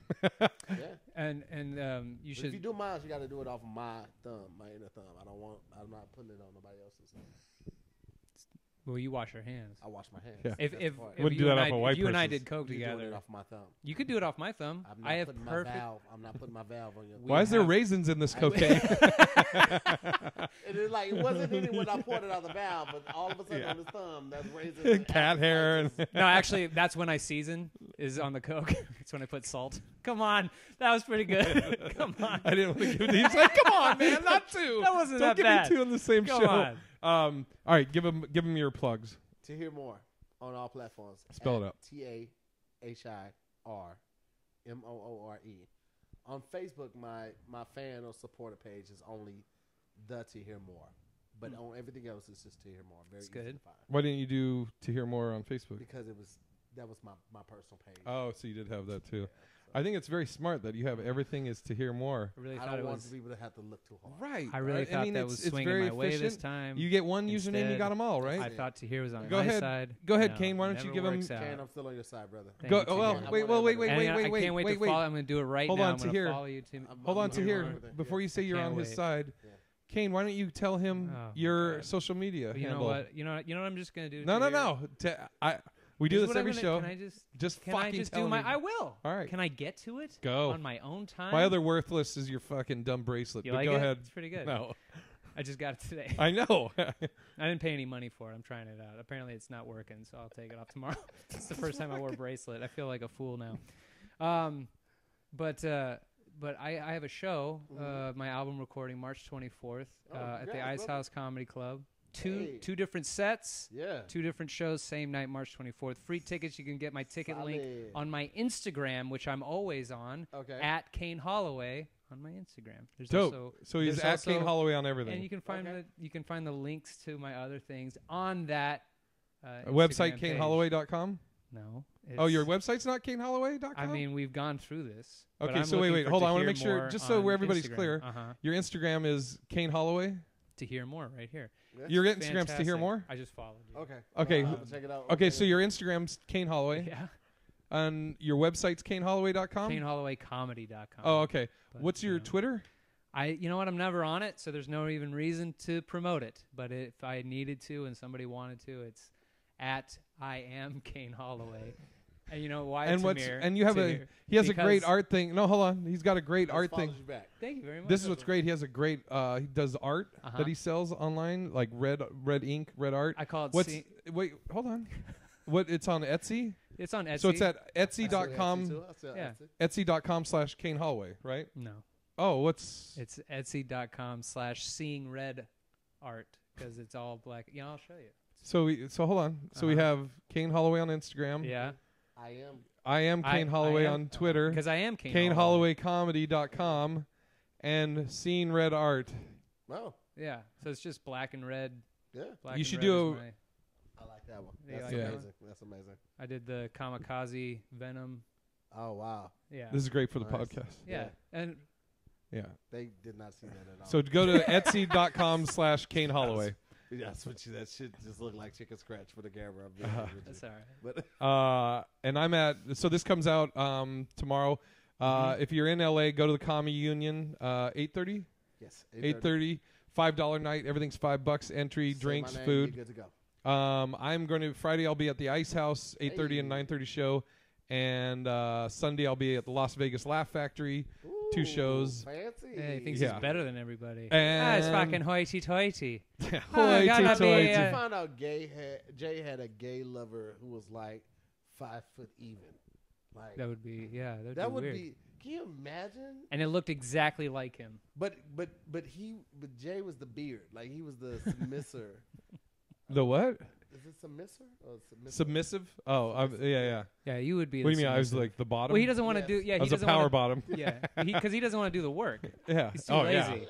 I just, as a homosexual man, I just lay there much like I do as a heterosexual man. Yes. I just one's With on my his shirt stomach, on. one's on my back. Yeah. Even if he were fucking a guy the exact same size as him, he still would keep his shirt on. That's how embarrassed he is of his stomach. Yeah. Tahir does free the nipple. Did you see? Hashtag free the nipple. Did you see? Sorry, here we'll talk about it. Well, did you see Kev's thing? Kevin Doughboy, the tank top. I saw Kev with the body magic on. Yeah, it was a glance. I didn't see the whole thing. Oh, dude, the video's so funny, and he keeps like we've talked about it. Body magic is like I've had it. Yeah, I do Under Armour tank tops, which I'll tell you about it afterwards. Yeah, but I actually got it when I was living in Florida because I was sweating and getting heat rashes. Oh, wow. And my buddy was like, "Oh, this will wick this sweat through and blah blah blah." Mm-hmm. And then I just kept wearing them, because it does. And then with his white hat on and just the armor, he looks like Stay Puft Marshmallow Man. But it's black. It's a black. When you wear your white one, you know you I don't have a white one. Yes, you no, they're all black. do. You liar, and I've seen it. So shut up. Wait, whoa, dude, when have you seen it? It's got awesome. Yeah. I just don't like him turning around like all I have are black. But Kev and Doughboy are talking about it, and Kev's like going, "Yeah, Big Irish Jay told me." I'm like, "Whoa, why the fuck are you bringing me into it? Keep my fucking name out of it. What the fuck?" I haven't worn mine. I actually threw mine away. Okay, we get it. You lose weight. You're in movies. Hoity-toity over here. You said you were going to do it, bro, so I'm just being accountable like I said I would. Well, it's been great having you, Tahir. At Tahir Moore. Thanks, brother. See y'all. Bye. Wait. Bye. Good.